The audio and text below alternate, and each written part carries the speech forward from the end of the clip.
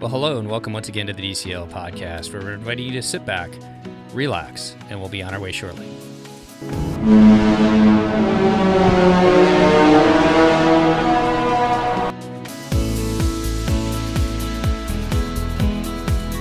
Well, welcome back to the DCL podcast, your podcast to help you and your family cruise a little smarter. And I'd like to welcome back to the show all the way from Philadelphia, Adam. How are you doing tonight, Adam? Good. Thanks for having me on again. No problem. And this is kind of like maybe a bookend to a bunch of different cruises that people have done with cruise lines other than Disney. Now, I know you guys are a big Disney family, but you have ventured out and have taken a bunch of Royal Caribbean cruises lately, haven't you? Yes. This summer we did a 9-night on the Anthem with the kids and some extended family out of New York. And then my wife and I were lucky enough to get away by ourselves, and we did a 4-night on the Navigator out of Miami that went to Perfect Day twice and Nassau, which was awesome. So main no kids. Royal Caribbean's little double dip, and with no kids, how perfect is that? It was.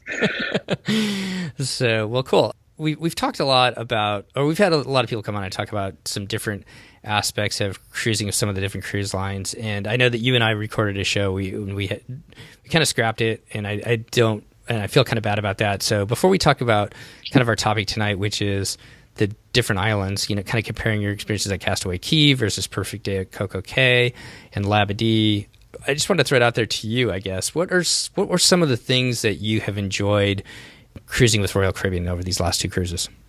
I would have to say the variety of dining options.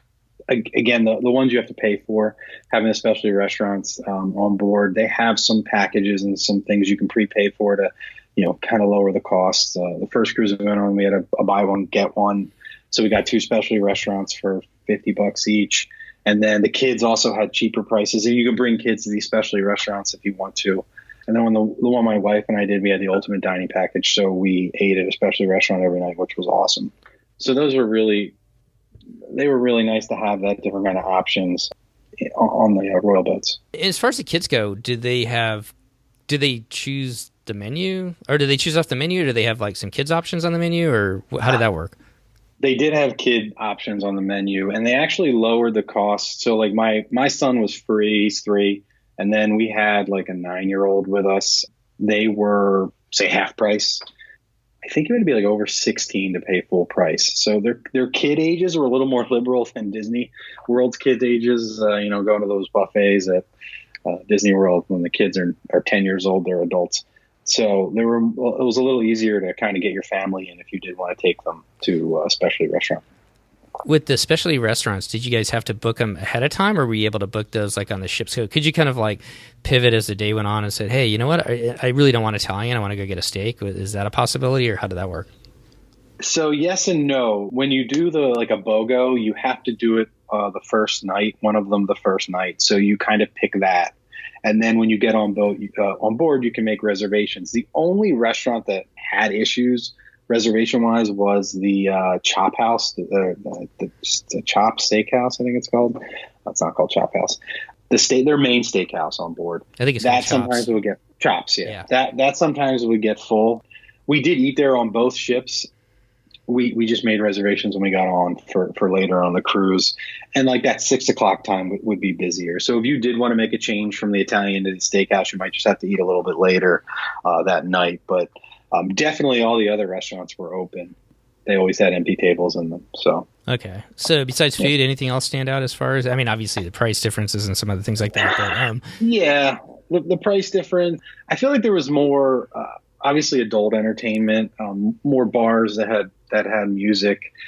But I feel like I'm not 100% sure really what goes on Disney on the adult side, because I never really experienced it. Maybe one night by ourselves, we went to like on the Fantasy, my wife and I, but mostly it's just with the family. So like going to check out all the musical acts at night wasn't really in the cards. But I did feel on Royal, they had those like promenades on the ships where you just kind of walk down, and there's bars and there's stores, and there's tons of people, and there's places to get free food, and there's places to buy food, and there's drinks everywhere, and there's music coming from each bar.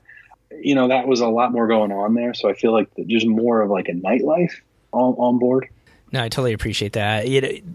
I'm totally, because we've been on the Dream and the Fantasy just once. There's kind of, when you get back to the adult area, between both of them, there's kind of like a main bar that you walk through. Then you head back to either the Tube and the Fantasy, and I forget what it's called on the Dream, but kind of the main nightclub area. But they always have live music back there. But you're right. I remember like being on Norwegian, and they have kind of a similar district like that now on their breakaway class ships, the newer ships that they have, where they've got so many different restaurants. Like you said, there's like music coming out. And I feel like with Disney sometimes they do have live music going back there, like in that main bar in the back area. But a lot of it tends to be like, okay, here are all these events, and then you kind of follow the events along and you do that, versus kind of that option to kind of ramble around and see what you find. Does that make sense what I'm saying?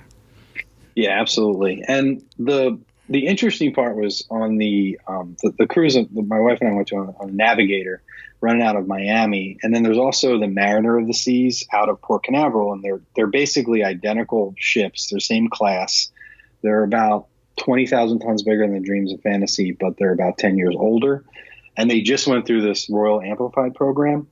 And I actually happened to be on the Navigator in 2006, and then being on it, 13 years later, it was just night and day. And they're running the same. They go to Coco Cay and they go to Nassau, and we basically followed the same ship from that left Port Canaveral. We were together the whole time. On this promenade, they had a sports bar with 50 TVs. They had soccer, football, anything that was a big game live. They had this themed tiki bar that reminded me of Trader Sam's, even to the aspect that they had I brought a mug, like a tiki mug home of a parrot. It was incredibly themed, like Disney. It was the most themed bar that I have seen outside a Disney bar, and they just they really brought their A game. They had installed their water slides. They had the outdoor activities. It was quite impressive, the money they put in. And these two ships are in straight competition with the Dream, running the same 3-day, 4-day itineraries out of the same port the Mariner is. It was quite impressive. I did see the Mariner of the Seas when we just did our last cruise here on the Dream. So it was I can't even remember the Carnival ship, but basically the three of us all went to Nassau. We all split up, and then we came back to Castaway or to Port Canaveral that last day. So we actually did see the Mariner of the Seas, and we parked right next to it in Nassau. So my kids and I were kind of looking over as we were kind of doing some things up top on Deck 11, and we were kind of checking the ship out. It looks like just an amazing ship. Yeah, they both are. I mean, and they're they're identical too, except for some different changes. But that Playmakers, it's called Playmakers. They had arcade in there. They had all the TVs. You could get wings and buy some extra food if you want to. But the cool thing about it is if you get the ultimate dining package, you get all the extra food for free. It's included. So you want wings, you want to go up to Johnny Rockets, it's all included in that ultimate dining package. And on the 4-day cruise, we prepaid it, and it was only $95 per person. So we got specialty dinner every night and all the extra food you could possibly eat included for $95 each. So kind of really couldn't beat that. Let's kind of jump into what we're talking about tonight, which is the different islands. You've had the opportunity to go to Royal Caribbean's 2 different islands, but let's go back just a little bit and talk about who you usually cruise with. Obviously, you and your wife did the cruise out of Miami, but when you went on the Anthem of the Seas and when you've cruised with Disney in the past, who have you cruised with? Yeah, Disney's always been large family trips. So it's the 4 of us and either my parents or my wife's parents, and then in-laws, sister-in-laws and kids, or sister-in-law and family. So there's always between, I'd say, 9 to 12 of us on the Disney boats doing, we've been on the Fantasy, Dream, and Magic. So that's who we generally cruise with. Okay. And you've had an opportunity to go to Castaway Cay quite a few times? Quite a few times. I'd say we did a double dip, and then every other cruise we went on, so about 5-6 total times. And I have to make a disclaimer on Castaway, because we've always been with my parents. They always get a cabana. So I've only experienced Castaway via cabana through their generosity. So my opinion of Castaway is through those eyes. Do you like that? I guess, I mean, I know Christy on our show is a huge fan of the cabanas, and I've never stayed in the cabanas, but what's kind of your thought as far as staying in the cabanas? I think it's amazing, especially with the kids, because like my wife and I when we were just on Coco Cay, we didn't have a cabana, and it was perfectly fine. We had a great time. So I feel that with the kids, it just was everything was right there. You had the empty beach in front of you, right in the water. You want to take a rest back at the in the cabana, you could do whatever you want. They had hammocks. They had the fresh water to clean yourself off. It was the shower. It was great. So it worked for us, and it was awesome. I mean, I can't really say a bad thing. You hit a button, someone comes in to get your drink order. It was really pretty much paradise. Well, let's jump into kind of Royal Caribbean's 2 islands that you've been on. And I'll throw it to you. Do you want to start with Labadee, or do you want to start with Perfect Day at Coco Cay? Let's start with Labadee, because that's the less visited of the private islands they have. It's a little harder to get to, especially in the summertime.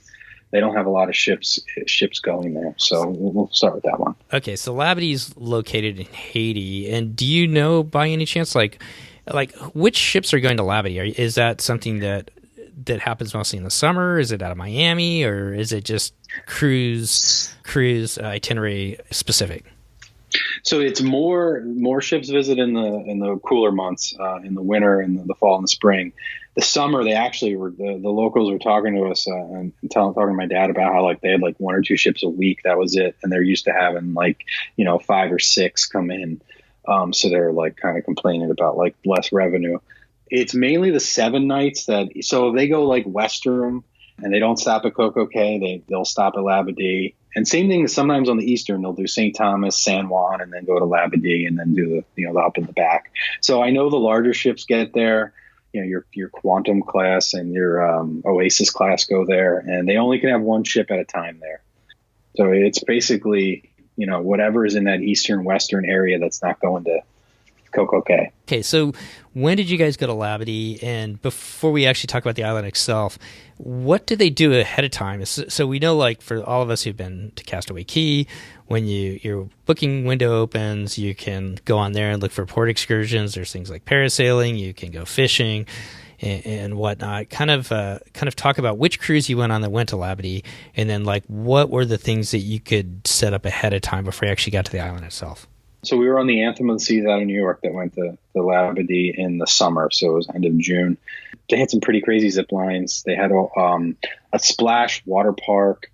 They had the inflatable things. They had some water slides. They had that bobsled thing where you get in this little roller skate and fly down this thing. It didn't. I was I'm not getting in that thing. But they had the parasailing. They had the jet skis. They had all that standard stuff. You could rent your snorkel masks and all that various stuff. The zip lines were pretty busy. They had a lot of them. They had some pretty large ones from top of the mountain down that looked pretty intense for a island zip line. So you could book all them in advance. You could get cabanas.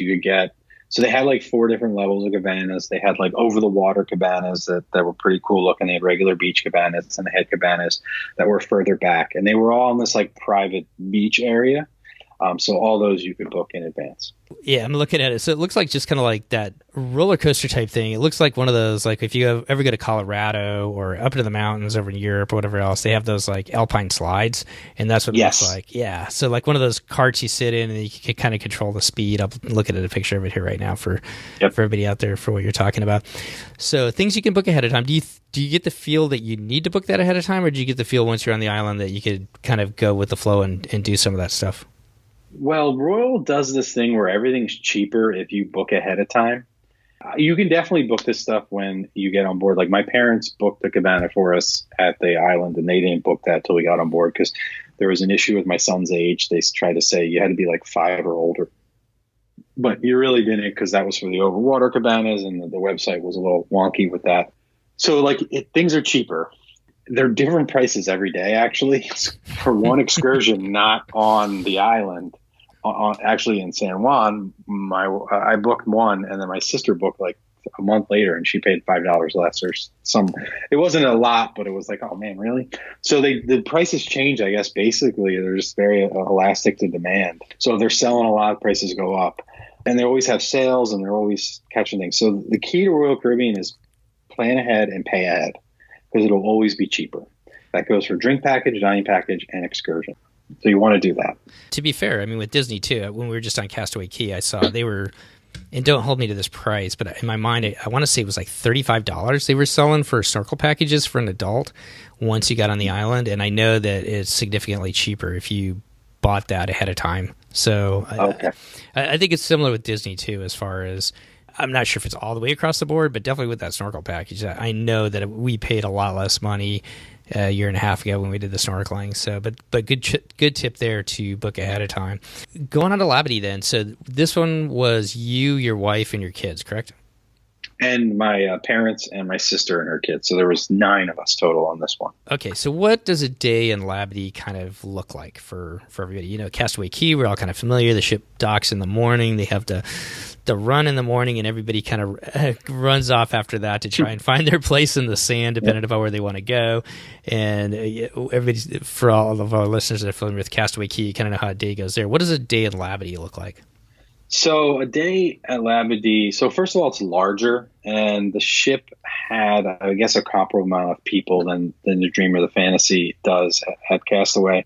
There wasn't a mad rush off the boat. We got off right away. You walk down the port, they have some locals doing music and stuff, and you kind of just, wander to where you want to go or where you're supposed to be. So we went to the area where the cabanas were. There was a whole other side of the island. There was just beaches and bars and everything.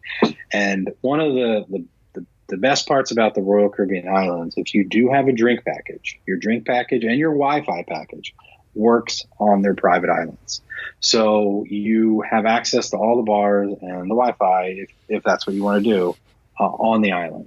So you just kind of go look at the map and see where you want to be. And there's no rush, oh my God, that you're going to run out of chairs, because there was more chairs than people were. There was a ton of open space, and it was a long way. There is a tram that will take you to different spots on the island.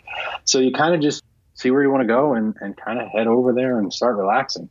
Okay, so you guys had a cabana this time, and I know CocoCay does this, and we'll kind of talk about that, but does Labadee do the same thing where they kind of break up the island into different almost zones, where there's kind of like an adult zone, a family zone, a kid zone? Do they do something similar to that? CocoCay definitely did have that. I remember that a little more fresh because we were there sooner. I don't remember seeing the specific zones. I know they had a different cabana area than where the families were for, I guess, adults only.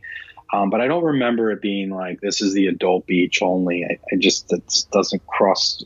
I just don't remember that.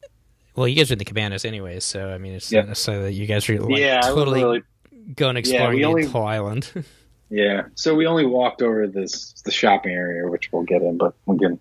Okay. Okay. Well, let's talk about the food. So we know that the drink package kind of follows you onto the island, so you've got your drinks taken care of. How about food? Is that kind of similar, or do you have to pay for that? Is that included, or can you upcharge it, or what do they have set up for you there?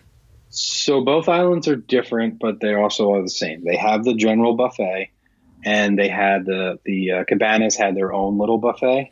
The cabana buffet was the best on-island buffet I've ever experienced. There was lobster tails. They had all this high-end food. It was pretty crazy. Definitely beat out Disney's buffet on the island. They had, in Labadee, I know in CocoCay they had an upcharge restaurant that if you wanted to spend money on, we didn't go there. I don't know what they offered, but I know they had an upcharge restaurant. Labadee, I don't believe they did. They just had the standard ones. The barbecues were pretty awesome. They had taco station. They were making fresh tortillas. They had your standard chicken ribs. They had sandwich stations. They had a ton of variety. Now, maybe just because after 5 or 6 trips to Castaway, you're kind of eating the same food all the time. I know, woe was me. It kind of got a little it was oh my God, this is new, it's fresh, this is great. So I being on those 2 islands with the food, it was it was very impressive, where I felt like Disney might need to change up the food at Coco or at Castaway and just kind of refresh it a little bit. Kind of wonder when they do Lighthouse Point. I'm hoping that they're going to bring some changes there. We've only been to Castaway Cay 3 times, so I haven't been there as many as you have. So, but I would love to see them come up with maybe some different options for adults, families, whatever else to do that. Maybe they have a main cookies type cuisine or type barbecue area somewhere, but then with some options for people that want to do something a little bit different. I get it from their perspective. It's simple. It's easy. They have to bring the food there and cook it, and they want to, maximize everything for us and them. Yeah, it was crazy. It was just like if they had maybe, what did they have, like 10 different options, your ribs, your all the stuff at Castaway. Royal had like triple that. So it was just interesting. Okay. So they have the zip line. Anything else that they have an aqua park there it talks about? Did you see that? And how did that compare to CocoCay? Yeah, so they had an aqua park that like had it was mainly all those inflatables out in the ocean that, was in this little bay that the kids can like go down and slide down or jump on and make their friends fly off, all that kind of stuff. We didn't go to it. We saw it. Everyone looked like they're having a good time over there, but it was done upcharge. So I didn't want my son to see it. So we kind of hit him from there. So I didn't have to take him in there. It looked pretty cool. Okay, but that was an upcharge, you just said, right? Yes, okay. Upcharge, yeah. All right, and then you talked about shopping too. So okay, so this was the most interesting part of the island. So compared to CocoCay and compared to Castaway, there are a lot more locals working the island, and even if you compare Haiti to the Bahamas, it's just like a different environment. So where it was great was the bartenders. They put a lot of locals in the bartenders and the lifeguards and all that stuff, and they were great. They were on top of it. They were really working hard, obviously for tips, and they were great at it. When you went over to the local shops, it was very intense. If you're not used to in-your-face shopping, haggling, and trying to not let you leave before you spend some money with them, I would avoid it. They had a lot of cool like wooden sculptures and, a lot of trinkets and, I wouldn't really call them tchotchkes because they looked handmade. I made a joke. I'm like, oh man, I hope they're all not just shipped in from China and someone just writes like Labadee on them. But they all look like someone made them. But all the little shops had the same thing. And then they were like, once one guy got you, they wouldn't let you go look anywhere else. They like claimed you. It was just a very intense shopping experience. So if you're used to that, that's great. But if you're not, I would probably stay away from it. You said that's a separate area, right? Yes. When I went to Labadee like 25 years ago, you used to have to walk through that to get to all the fun stuff. But Royal has since moved it to the other end of the island. So you actually have to walk and find it. So if you don't want to go find it, you won't even know that it's there. So if you don't want to experience that, or if you're kind of worried about that type of experience, then you can stay away from it if you want to. Absolutely. Okay.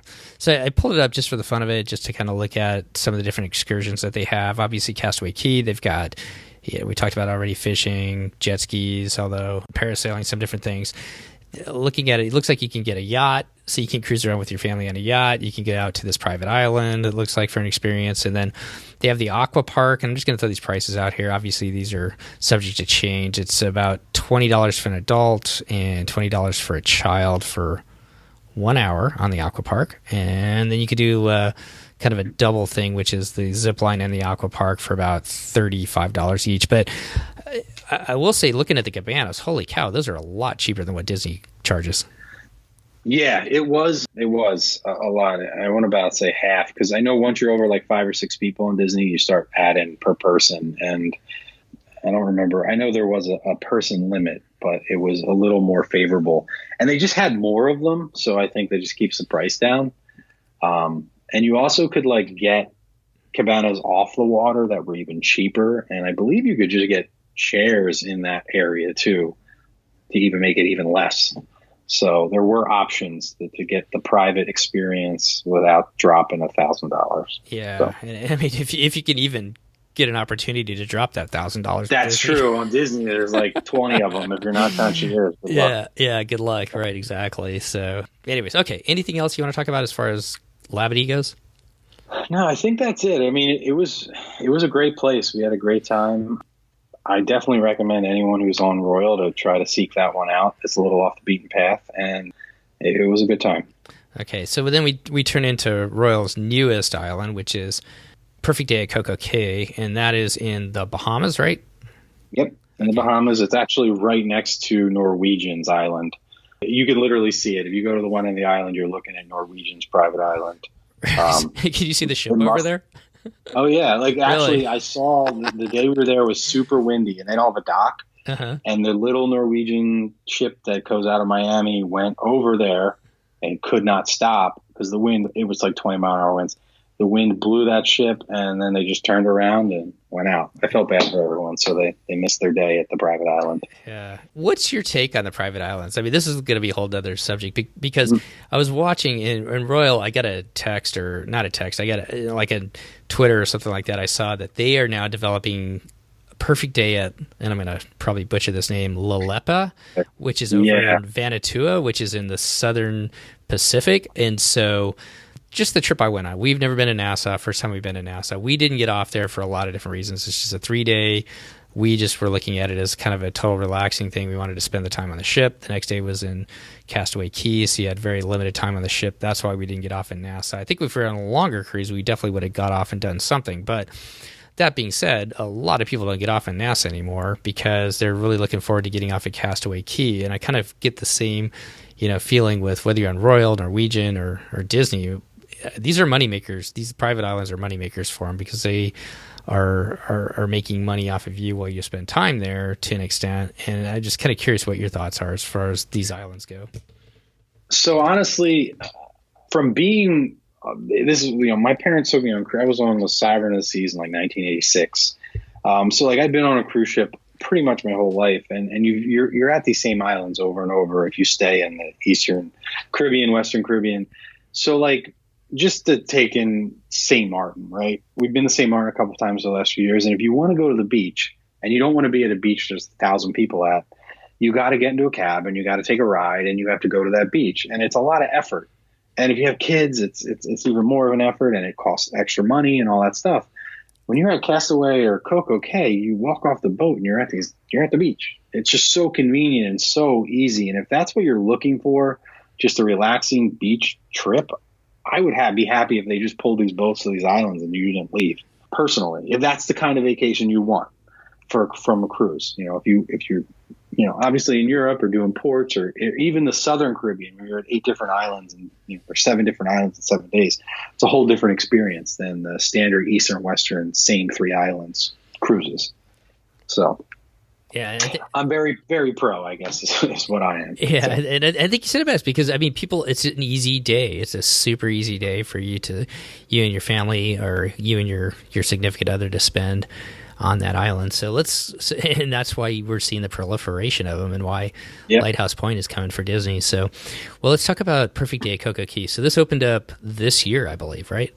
Yeah, I believe in the summer it opened in phases, and still there is a part that's not done.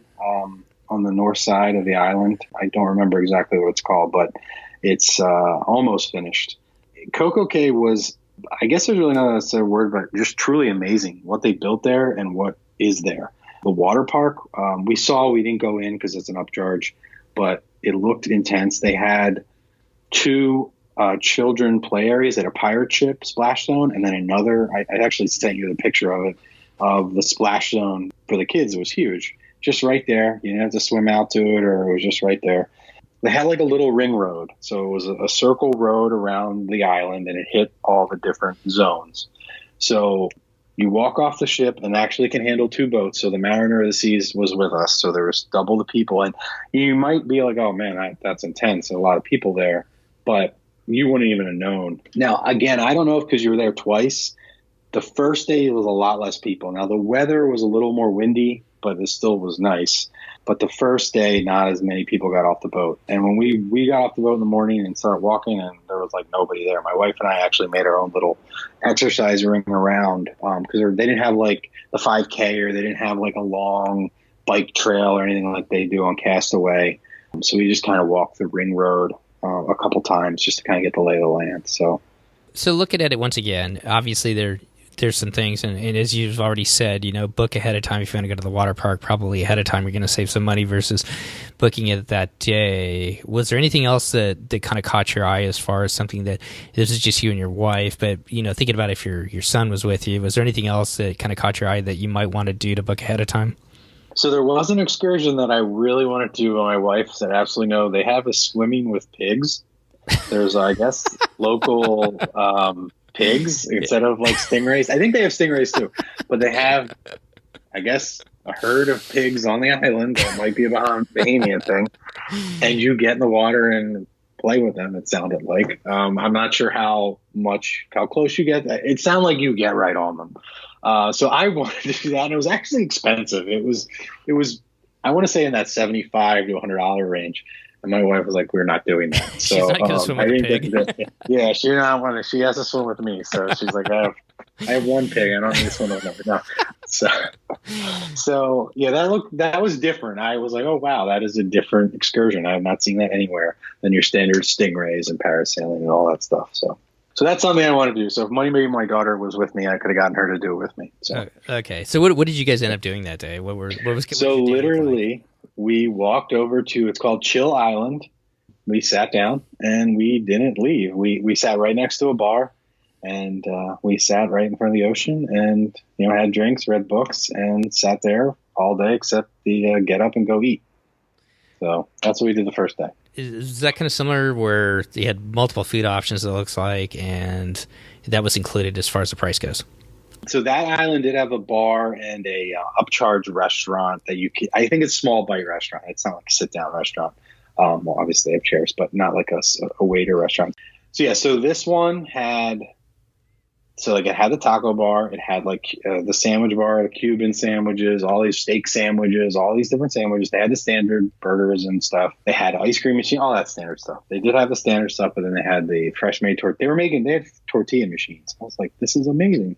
So they were popping hot tortillas out, and you had all the it was like kind of being a Chipotle, that type of thing. You know, all the meats and everything. So that was cool. So yeah, the buffet was pretty intense. So it looks, kind of like as you were talking about before too, where they have like different regions. Coco Key is a lot bigger, it looks like, than Labadee, and definitely bigger than Castaway Cay as far as some of the different options that you have. So you can kind of pick what you want to do as far as, do you want loud thumping music, hanging out, having a good time? Do you want to go to the water park, or do you want to go to Chill Island like you guys did, which looks like just kind of a relaxing day on the beach?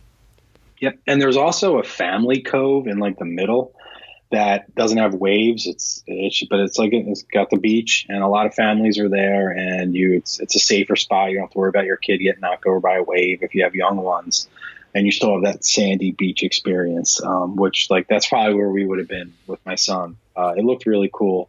That was really neat to see. And then they have the pool. So they claim it's I'm sure it is. It's the largest freshwater pool in the Caribbean. I think that's what they say.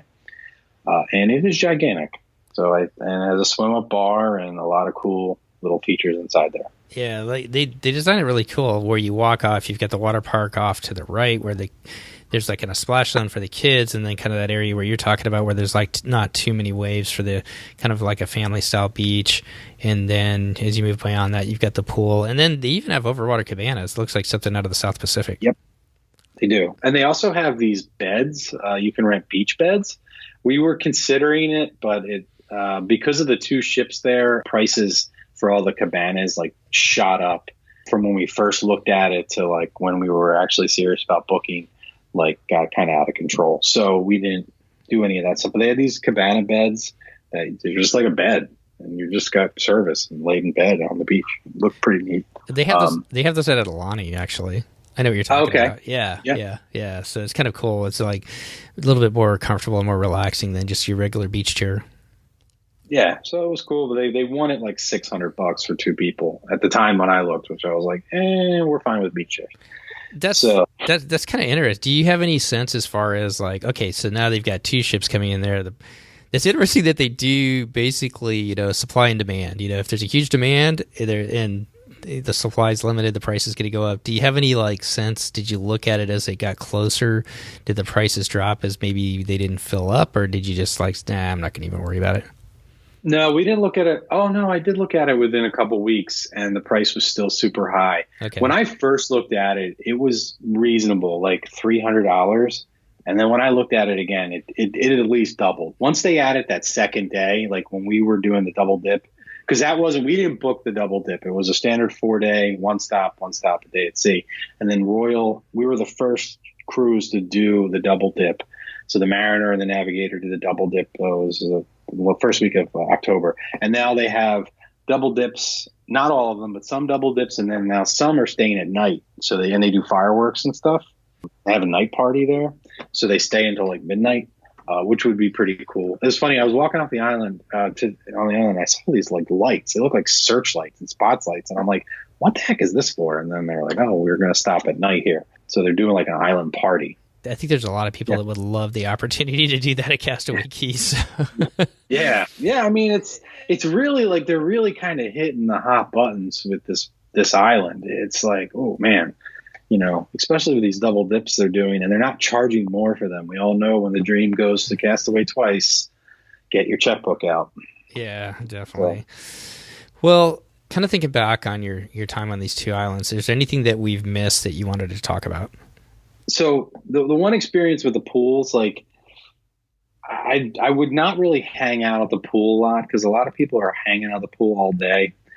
And it just kind of seemed a little like grimy in there. Just like, it's a family podcast, but if you've ever been to like Las Vegas in the summer and everyone's in the pool all day, it was like that same situation where by that bar, people were in the pool drinking and they just weren't leaving. We all know how that works. So I was just kind of like, my wife and I were like, maybe we don't want to go up to that swim up bar. So it just was like that was a little weird for us, just kind of seeing that dynamic of like the party people that were like at that swim up bar and they were, having a good time. And it just was, it was a little interesting to see. So you just kind of see that like different aspect. Like when you go to Castaway, it's fun. It's great. But then this definitely had that party. So some of these people were just in that party mode. Okay. So it's just definitely interesting. Anything else stand out to you beyond that?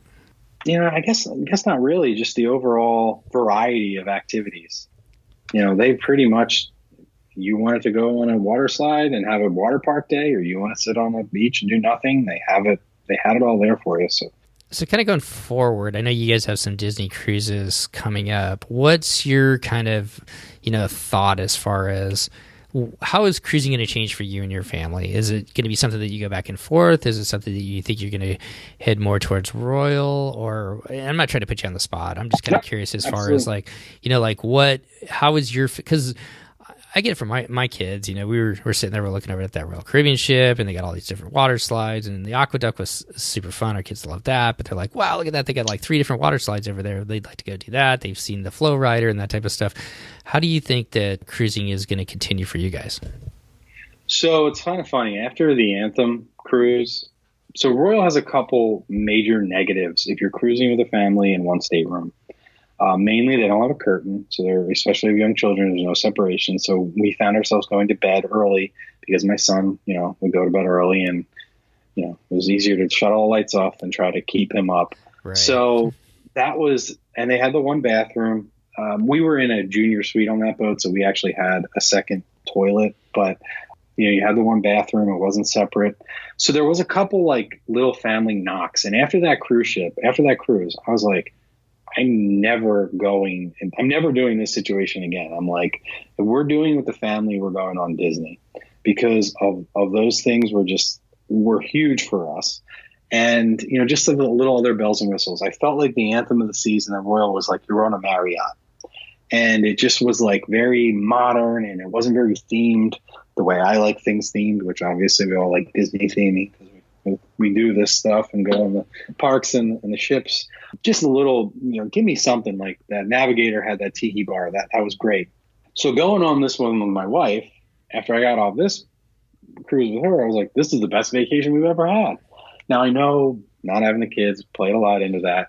I guess going forward, we definitely have a couple Disney cruises booked with the family, but family vacations, unless there's a specific itinerary, if it's just going to be a regular old Caribbean cruise, it's going to be Disney. But if we're going to Europe or there's something going on that we need a different cruise line, we'll definitely are not going to not go on a cruise. But going forward, adult cruises, I just can't say enough good things about it, and I could not wait to go back with my wife on another Royal Caribbean cruise like that. Do you guys have another one planned? Just you and your wife? So no, we did not rebook on board. Their onboard booking's kind of not that great. When you're used to Disney's getting 10% off, if you book like a 7-nighter, you get like a $300 off or $300 room credit, which I guess on their prices sometimes could be 10%. I guess I didn't think of that. I'm always thinking about Disney, in that $5,000 to $8,000 range. We didn't book on board this time. We're looking next year possibly to go on another one. There actually is a cruise in October that goes to Coco Cay and Labadee. It's a 5-nighter. So it hits both private islands, and that's it, and a day at sea, or 2 days at sea. So that's what we are thinking about for adults next year. It sounds like totally relaxing. 2 days at their private islands, so you don't have to really worry about hitting some islands that you may or may not be really interested in, and knowing that you're going to have that relaxing day while you're on the private island. So it sounds like a perfect vacation.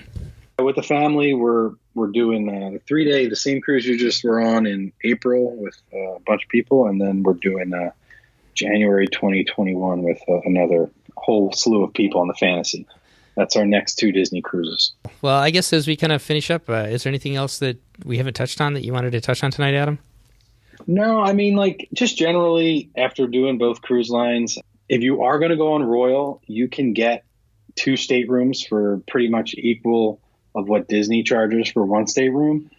Just get the 2 staterooms if you have a family of 4. Get 2 outside staterooms, 2 inside staterooms, two balcony staterooms. And I would get the 2 staterooms over getting a suite if you think you need more room. It just made everything I saw, everything I read, and everything I heard about, that was the way to go, and I kind of blew it. Get the 2 staterooms if you're on Royal, because they are much smaller. They're only about 160 square feet compared to Disney's, which are a little larger for those balcony staterooms. So that would be my advice if you're a family of 4 going on a cruise and you're looking at both. If you're on Royal, get the 2 staterooms. You will be much happier. We had some friends that went, and on Norwegian, and kind of the same thing. They booked an inside stateroom for their kids because they didn't care if their kids had a view of the sea or not. Nice. Yeah, and then they had the room right across the hallway, which was a veranda stateroom. And like you said, I couldn't even imagine. Like, we've been on 2 of the Norwegians. I couldn't even imagine the 4 of us in that same room. Like, we would have been like stepping on each other. Yeah, when we got on the Navigator and my wife and I got in that room, I'm like, could you imagine having the kids in this room? We would be dead. It just wouldn't even work. There's my advice, to get the 2 staterooms. Definitely. But for the 2 of you, it totally works. So, yeah. Oh, perfect. Oh, yeah. 2 people, it's not even worth getting the suite, especially because you can buy the dining package, buy the drink package, and it's still cheaper than getting the suite. So there you go. Definitely. Well, I was going to have you speculate a little about Lighthouse Point, but I'm not sure if there's a point to speculating too much about it. They're going to do what they're going to do. We'll see what they come up with, but it'll be interesting to see, now that, Norwegian came out with a new island 2 years ago, I believe. And then I know that MSC has a new island coming online here next year. And then with Perfect Day at Coco Cay, it's going to be interesting to see what Disney comes up with the Lighthouse Point. The interesting thing now is the straight up competition that Dream has, doing the same exact cruise for Royal, out of the same port, same times, everything. I actually did a little cost on the weekend I'm going. If you get 2 outside staterooms for 4 people, 2 in each, it was like $3,000. No, it was $2,000. And then the same cruise I booked on Disney for the 4 of us in a Category 8A, which is the outside stateroom in the upper front area. That's a little bit bigger than a regular outside, but has no balcony. You're paying $2,800, and that's with the 10% discount. So you're looking at straight up competition again. I know it's not exactly the same, but you're looking at, for 2 rooms, $800 less, same exact cruise, same port, same stops, same general experience. So just kind of some food for thought. Definitely. Well, thanks a lot, Adam. I really appreciate you taking the time tonight to come on and talk about your experiences. And you've been an awesome friend to our podcast. I really appreciate it. And we look forward to bringing you back on when you get back on your next Royal or Disney cruise. All right. Thank you. All right. Thanks, Adam. We'll talk to you soon. Well, that's going to wrap up our show today. Once again, I really want to thank Adam for coming back on and sharing his and his family's experiences as they sailed on Royal Caribbean over to Labadee and Perfect Day at Coco Cay. And we've got a lot of fun podcasts coming to you as we move on into May. They say that it's Christmas in July, so let's back it up 2 months. Why can't we have Halloween in May? So in May, we got a lot of fun episodes, just as I said. We're going to have a Halloween episode coming. And then we got a couple Run Disney ones, one that focuses on Princess Weekend, and then one by Brian and Sam over at the DCL Duo. We did it a while ago. They actually did the Castaway Key Challenge, which was tied in with Marathon Weekend. We'll have that as we lead into Memorial Day weekend, where, if you haven't heard yet, we are teamed up with a bunch of different podcasts and vlogs to sponsor the first and hopefully last virtual running of the Quarantine Key 5K. We've all been kind of cooped up in our rooms and everything like that, our houses, whatever your island may be. But this Memorial Day weekend, we're looking to get everybody out there that wants to get out and move through a 5K, whether it's running, walking, ride your bike, get on your ripstick, whatever you want to do. Just move through your house, as Chris said. You can go back on through our feed and find a couple different promos. We'll keep it out there. Look for a promo on our Facebook and Instagram. And in that, we have teamed up with Rope Drop Radio, the DCL Duo, Disney Deciphered, and MouseGen, and Podcast Artist to bring this to you. And Brian over the DCL Duo has been kind enough to get a t-shirt up. I want to give you a heads up that you may not be able to get it in time, but if you go over to dclduo.com and then click on their link that says shop, you'll be able to buy one of these commemorative t-shirts of the Quarantine Key 5K. Actually, my son did the artwork for it, and then we used everybody's logo on it, so it's kind of a little bit of fun out there. The one thing that I will say is I guess they're kind of a little bit of backlog, so you may not be able to get it in time for Memorial Day weekend. But we want to let each and every one of you know that whatever proceeds we make from it, we are going to donate all those proceeds to Give Kids the World. So we'll keep you up to date on what we were able to give over to Give Kids the World and kind of make this a fun thing, not only for ourselves getting out there and moving around, but also kind of a good deal for charities, giving it over to Give Kids the World, which is just one of those amazing charities down at Walt Disney World. So between now and our next show, if you would like to contact us, you can always reach out to me, Steve, at dclpodcast.com. If you would like to support our show, you can do so via our Patreon program over at patreon.com/DCLpodcast. And you can follow us virtually either on Facebook at DCL Podcast or Instagram at DCL_podcast. All those different places that you can follow along with all the fun that we are trying to continue to bring to you, even as the ships aren't sailing, but hopefully they will be sailing soon.